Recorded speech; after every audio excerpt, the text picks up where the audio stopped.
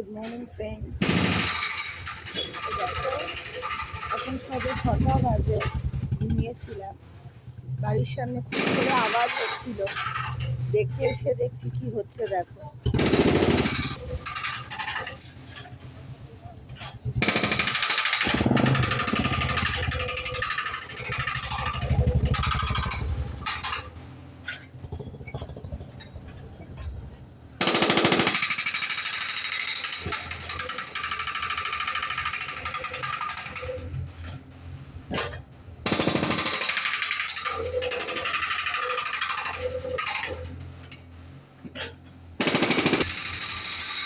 দেখতে পাচ্ছ, সারা রাস্তা এবং খুঁড়ে খুঁড়ে একাকার করছে।